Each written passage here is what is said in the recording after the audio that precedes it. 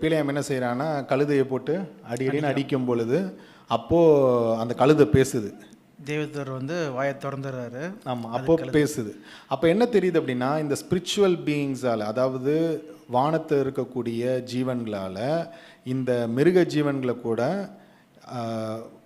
அவர்களுடைய வல்லமையை பயன்படுத்தி எப்பயாவது பேச வைக்க முடியுது. ஸோ அந்த வகையில் என்ன ஆகிருக்குதுன்னு நம்ம நினைக்கிறோம் அப்படின்னா, இந்த சாத்தான் இந்த சர்ப்பத்துக்குள்ளே புகுந்து அவன் என்ன செய்கிறான் அப்படின்னா, இந்த சர்ப்பத்தின் மூலமாகவே ஏவாள்கிட்ட பேசுகிறான்றதை நம்ம பார்க்குறோம் இல்லையா? ஆமாம். ஸோ அதான் அங்கே நடந்திருக்கும்.